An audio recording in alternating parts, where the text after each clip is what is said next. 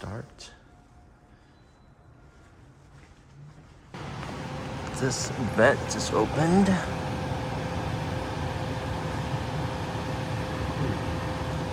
And if we approach the car, the door should pop open. Nice. And we are ready to go. Hey guys, so we are here at a local Kia dealership. We're gonna look at the Kia EV6. Hello everyone, welcome to Q Brand. Welcome to the channel. I am Q Bro. Today we are looking at the Kia EV6.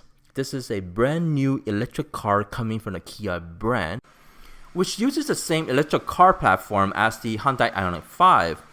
However, both cars looks very different and very unique inside and out.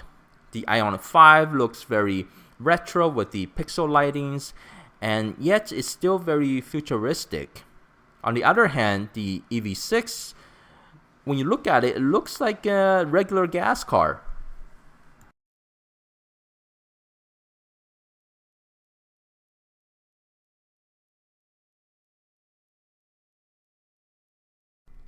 The EV6 comes in 5 different trims in the Canadian market. First of all, it comes in 2 different categories. One is the rear-wheel drive, and then there's the all-wheel drive. Of course, the all-wheel drive gives you more control, but you're losing about 50 to 60 kilometers of range estimated. And then, of course, the rear-wheel drive with less control, you get more range.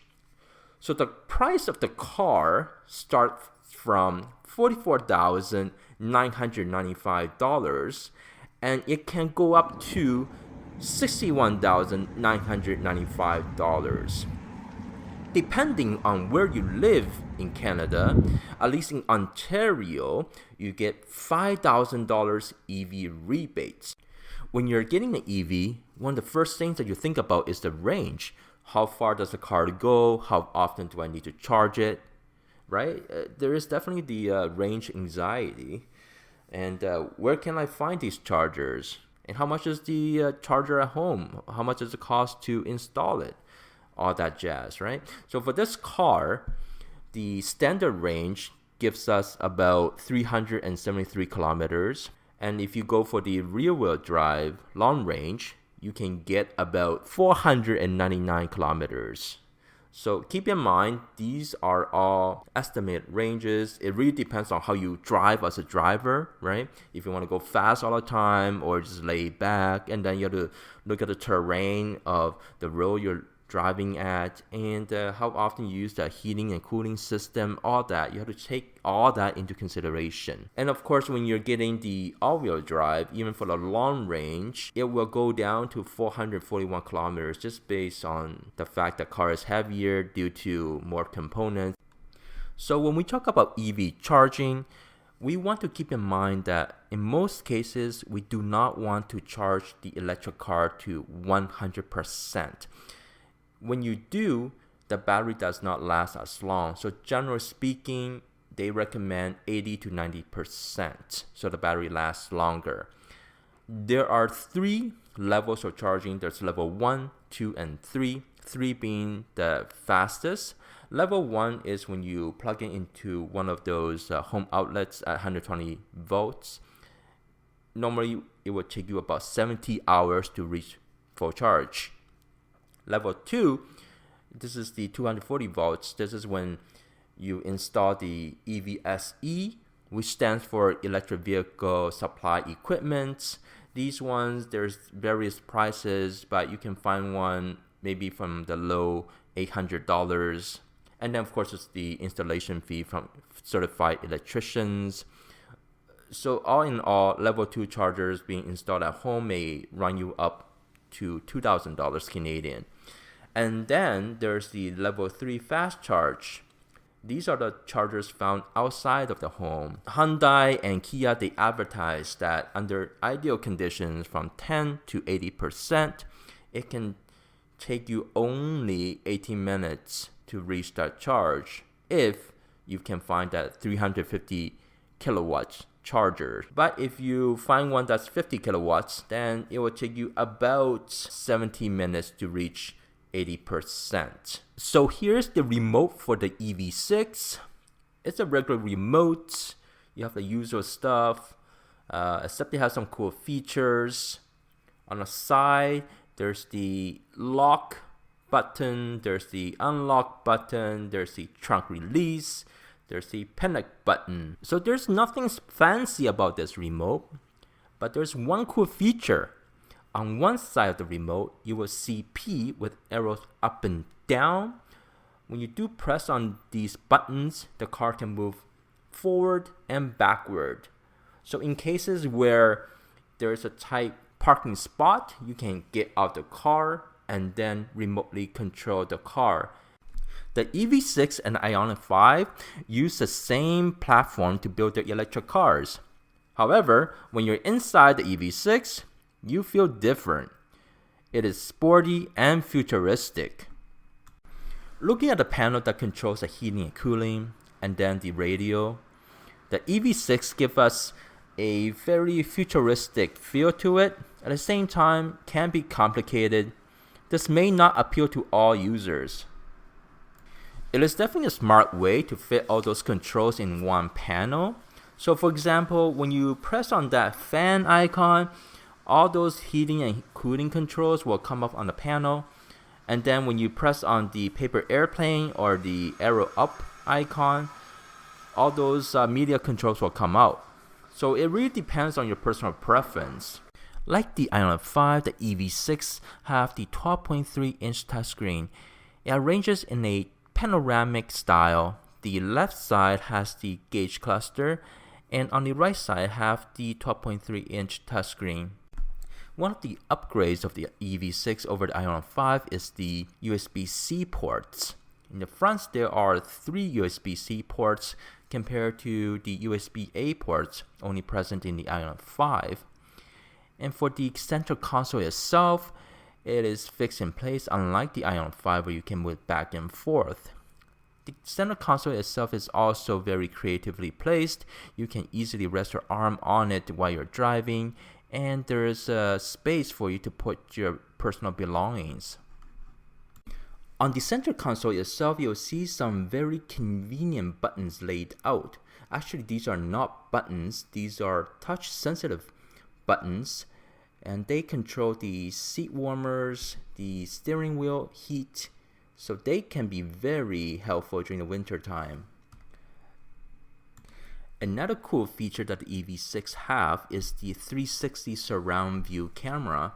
So this can be one of the useful features that you can use when you're parking, especially when you're parking near a curb. Alright, let's hop into the driver's seat of the car. As with most cars, the driver's seat is power adjustable, but with this one, you can adjust it like a lazy boy. As well, the seat itself is made of vegan leather, so it's very animal friendly. And here are the door panel controls. We are now in the driver's seat. We do see the 12.3-inch gauge cluster, same as the Ioniq 5. And then there's the 12.3-inch touchscreen, which is panoramic. And then you see the passenger seat, which uses the vegan leather. For the center console, we have the Qi wireless charging pad, and then the knob to control the gear, and then the EV start button. And on the steering wheel itself, we have the paddle shifters. They are used to control the regen braking of the car.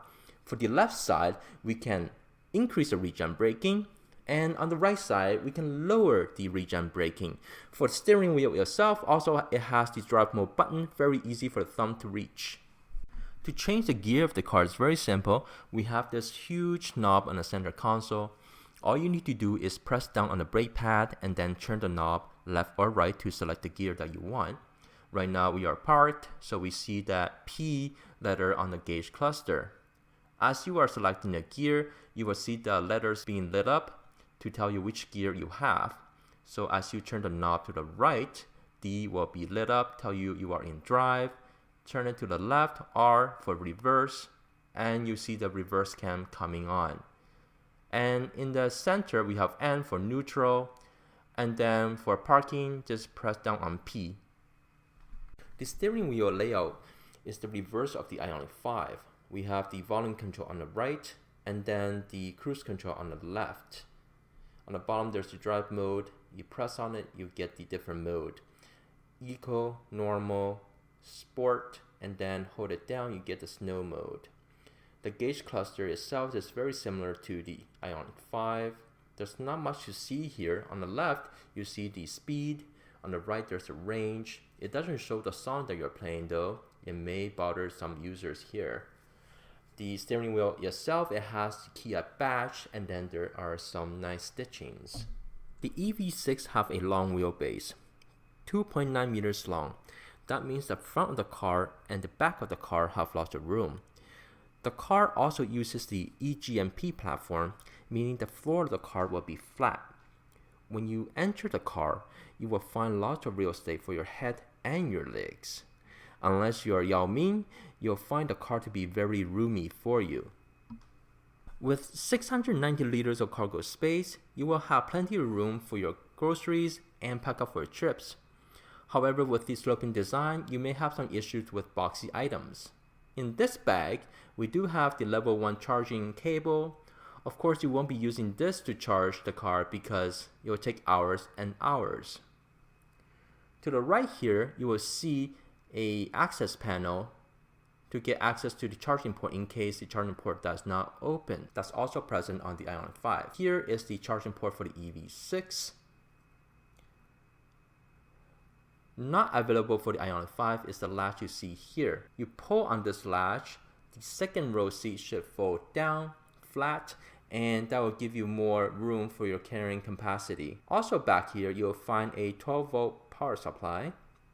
There's also a cover where you can pull forward to cover up your items for privacy. In addition to all of this, you will also find a small frunk for the car. And there you have it, the 2022 Kia EV6. I'm Q-Bro. Thank you for watching the video. Hope you have found the video to be helpful and informative. So are you in the market for an electric car? And would it be the Kia EV6? If not, which other cars are you looking at? Please comment below. Please like and subscribe. Thank you for your support and have a great day. See you next time.